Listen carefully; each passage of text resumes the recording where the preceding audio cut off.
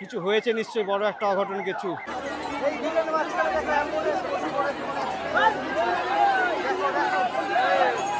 দেখো এই দেখো প্রশাসনের সাথে মহিলাদের সাথে কথা কাটাকাটি হচ্ছে, প্রচুর কথা কাটাকাটি হচ্ছে।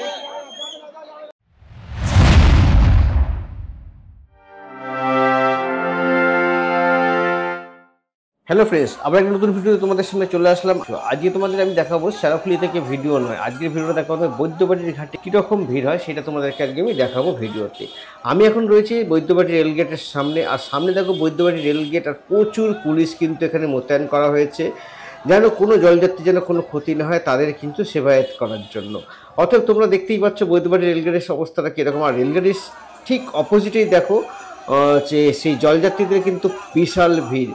সামনে কিন্তু প্রশাসনের পক্ষ থেকে রেলগেটটা একটু বাদ দিয়ে তারপরে একটি ব্যারিকেড তৈরি করা হয়েছে। সেই ব্যারিকেডের সামনেটা দিয়ে দেখো প্রচুর জলযাত্রী দাঁড়িয়ে রয়েছে, কমসে কম হাজারে হাজারে জলযাত্রী দাঁড়িয়ে রয়েছে। এই হাজার হাজার জলযাত্রীগুলোকে কিন্তু প্রশাসনের লোক সবাইকে কিন্তু এই গেট পার করে নিয়ে যাবে কিন্তু সেই নিমাইতীর্থ রেলগেটে। আর আমি তোমাদের এই ভিড়টি আজকে দেখাতে এসেছি। আর তোমরা দেখো সামনে কীভাবে ভিড়গুলো অতিক্রম করে জলযাত্রীরা একে একে কিন্তু সবাই এগিয়ে চলেছে।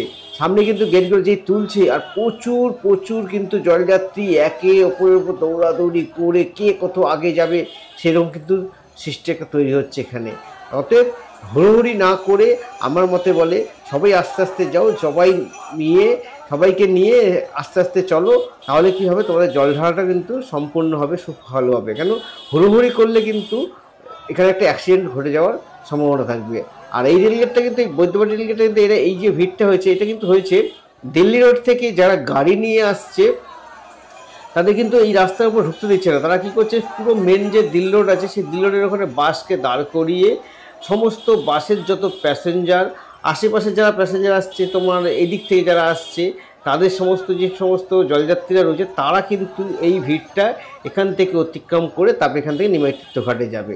তাই কিন্তু এতটাই ভিড়। আর এটা কিন্তু সেকেন্ড সোমবারের এই ভিড়টা কিন্তু তোমাদের যে দেখাচ্ছি এটা কিন্তু সেকেন্ড সোমবারের। আর এই সেকেন্ড সোমবারে কিন্তু প্রচুর প্রচুর দর্শক কিন্তু কলকাতা থেকে, বর্ধমান থেকে, ওইসব সাইড থেকে যারা আসে তারা তাদের নিজস্ব গাড়ি নিয়ে আসে, সেই দিল্লি রোডের কাছে দাঁড় করাবে।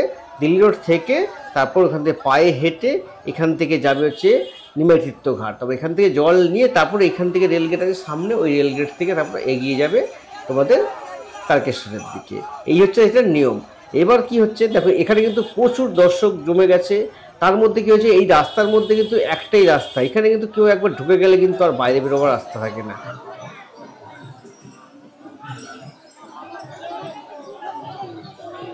বড় বড় বাঘ নিয়ে যাচ্ছে, দেখো দেখো দেখো কি অবস্থা। দেখো সেখানে কিন্তু ক্লান্ত, দেখো দেখো দেখো দেখো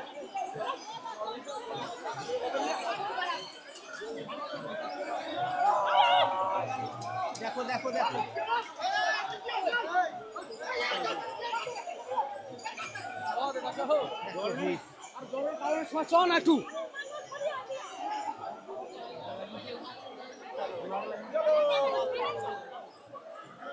এখন তোমাদের আমি কিছু ইনফরমেশন দিচ্ছি, সেই ইনফরমেশনগুলো একটু শুনে নাও, কারণ এই ইনফরমেশনগুলো আমার অভিজ্ঞতা হয়েছে। আমি আগের 3টে সোমবার যে গেছে সেই 3টে সোমবার আমি কভার করেছি, তাই আমার একটু অভিজ্ঞতা হয়েছে যেগুলো আমার মধ্যে দিয়েও গেছে।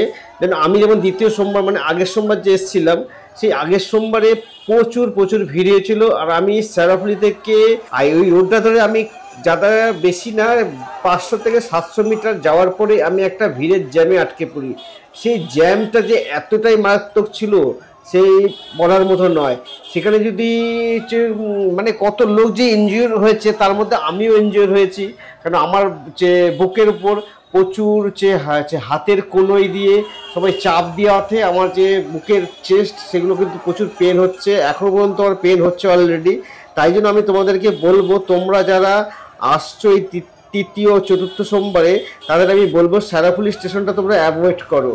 তোমরা পারলে বৈদ্যবাটি স্টেশনে নামো, বৈদ্যবাটি স্টেশন থেকে নেবে, তারপর তোমরা আস্তে আস্তে করে যে পায়ে হেঁটে চলে আসো নিমাইতীর্থ ঘাট। ওখান থেকে নিমাইতীর্থ ঘাটের দূরত্ব বেশি নয়। আর তোমরা যদি শেরাফুলি ঘাটটা ইউজ করো তাহলে তোমরা কিন্তু একদম সকাল সকালে আসো, সকাল সকাল এসে নিমাই তীর্থঘাট থেকে জলটা তুলে নিয়ে সিধা তোমরা বাইরে বেরিয়ে আসো।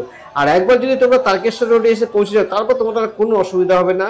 রাস্তার মধ্যে প্রচুর প্রচুর জলযাত্রীর সাথে তোমাদের দেখা হয়ে যাবে। জায়গায় জায়গায় ভান্ডারা চলবে, প্রচুর খাওয়া দাওয়ার জায়গা থাকে, জলের ব্যবস্থা থাকে, পায়খানা বাথরুমেরও অবস্থা প্রচুর করা হয়েছে। প্লাস তোমাদের যদি কারো শরীর খারাপ হয়ে যায় তার জন্য মেডিকেল টিমও প্রচুর প্রচুর প্রচুর জায়গায় থাকে। পায়ে ব্যথা হয়ে গেল, চোট লাগলো, যে কোনো সমস্যা যদি কোনো কিছু প্রবলেম হয় তার জন্য মেডিকেল সার্ভিসের টিম ওখান থেকে প্রচুর প্রচুর হেল্প করছে। এছাড়াও রয়েছে কিন্তু প্রশাসনের লোকেরাও কিন্তু প্রচুর হেল্প করবে তোমাদেরকে।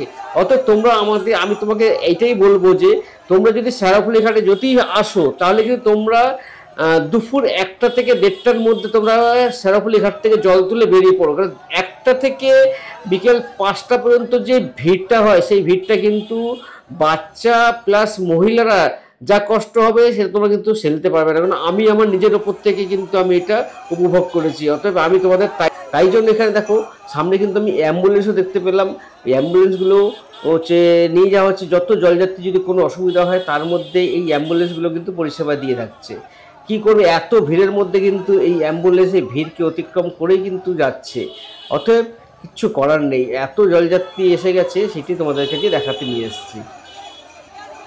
তোমরা তাহলে দেখো ভিডিওতে আমি তোমাদের আর কি দেখাচ্ছি সেটা তোমরা দেখতে থাকো। তারপর কিছু জায়গায় আমি দেখলাম পুলিশের সাথেও ও জলযাত্রীদের সাথে একটা আছে কথা কাটাকাটি, ঝগড়ার মতন সৃষ্টি তৈরি হচ্ছে, সেগুলো দেখাচ্ছে তোমাদেরকে, দেখে নিও। আর চলো তাহলে তোমরা ভিডিও দেখতে থাকো। ভিডিও যদি তোমার ভালো লাগে তাহলে কিন্তু সাবস্ক্রাইব করো, লাইক করো আর কমেন্ট করো। তাহলে তোমরা ভিডিও দেখতে থাকো। আর